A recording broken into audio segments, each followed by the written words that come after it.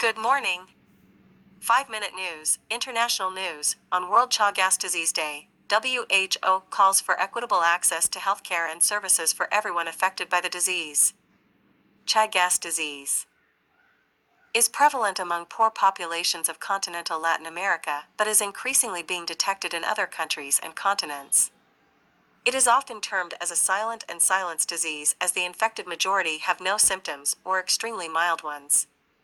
There are approximately 6 to 7 million people infected with Chagas disease worldwide, with 10,000 deaths every year. This year's focus is on finding and reporting every case to defeat Chagas disease. There are more than 7 million people at risk of contracting the silent disease, known as Chagas, in Latin America. More than 870,000 people who fled abroad since the Russian invasion on February 24 have now returned to Ukraine, UN humanitarians said in their latest emergency update. Reports UN News. Russia warns West of unpredictable consequences. Moscow formally warns of unpredictable consequences if the US and allies keep supplying weapons to Ukraine. President Volodymyr Zelensky says the world should be prepared for the possibility Russia will target Ukraine with a nuclear strike. Kyiv's police chief says 900 civilians have been found dead in towns around the capital after Russian troops left. UN says more than 5 million Ukrainians have been forced out of their homes during the conflict. British special forces were reportedly in Ukraine. The SAS, Britain's famed Special Forces Corps, has been training Ukrainian soldiers on the ground in the Kyiv region. Reports BBC. New resolution at UNGA targets Russia. External Affair Minister S Jaishankar held a wide-ranging discussion with UN Secretary-General Antonio Guterres and exchanged views on global issues. Jaishankar is in New York after the India-US 2+2 ministerial and other cabinet-level meetings in Washington, D.C., where he met the UN Secretary-General. Reports the Indian Express. National news, 27% of COVID patients in Delhi hospitals are kids. The AAP Bhagwant government in Punjab announces 300 units of free power from July 2022. The state currently provides free power to the agricultural sector. Besides, it provides 200 units of free power to all scheduled castes, backward castes and the below poverty line, BPL, households.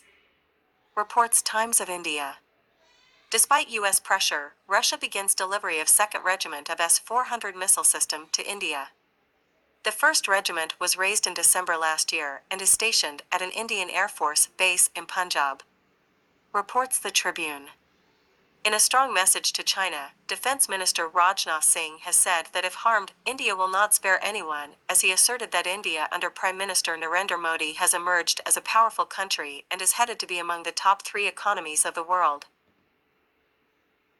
In his address to the Indian American community in San Francisco, he has also sent a subtle message to the U.S. that New Delhi does not believe in a diplomacy of zero-sum game and its relationship with one country cannot be at the expense of the other.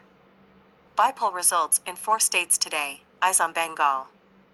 Votes are being counted for the recently concluded by-elections in Bengal's Asansol Lok Sabha seat and assembly seats in Bengal's Balagunj, Karagut and Chhattisgarh, Bakahan in Bihar and Kolhapur North in Maharashtra. Reports NDTV.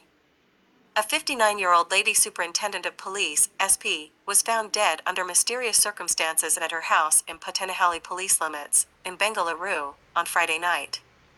The officer has been identified as Shobha Katafkar. The officer was staying in JP Nagar's 5th phase. She was found dead at around 8 p.m. by the security guard. Reports New Indian Express. Tamil Nadu News, revive ECR for lane project, ex-MP M. Ramdas tells Nitin Gadkari. The road project would be a catalyst for the development of Puducherry, including its tourism, industry, education, medical sectors. Former Lok Sabha member M. Ramdas sought the intervention of Union Minister Nitin Gadkari for the recommencement of the 4-lane ECR road between Chennai and Puducherry via Mahabalipuram. This comes after the 4-lane plan on the 107-kilometer stretch from Mahabalipuram to the Union Territory was scrapped on Thursday. Reports New Indian Express. Technology news, Oppo F21 Pro is now available for purchase in India. The smartphone is a part of the Oppo F21 Pro series that was launched in the country earlier this week. Priced at 22,900 rupees, the new mid-range smartphone sports an AMOLED display and is powered by a Qualcomm processor. In this segment, the smartphone directly stacks against the Redmi Note 11 Pro Plus 5G. Reports Times of India. Business news: India's forex reserves enough to cover just a year's imports. As on March 31, 2022, India's foreign exchange reserves at $607.3 billion is equivalent to 12 months of merchandise imports in 2021-22 or 98.8% of outstanding external debt at end December 2021, according to the latest RBI data.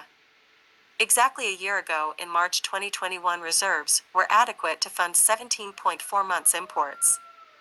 Reports The Economic Times. Government to widen crackdown on low-grade imports, move to hurt Chinese suppliers the most. Reports Financial Express. Putin's war opens a window India to export wheat to Egypt. Reports Times of India. Weather news: Bengaluru airport operations grind to halt due to heavy rains, 29 flights affected. Reports New Indian Express. Thank you. Please subscribe free to News TV International to get more videos on the important news. Also, like and share if you find our videos really updating, useful and informative. Please provide your valuable feedbacks through your comments. We will reply to your comments. Thank you again and see you in the next news update. Until then, bye. Thank you.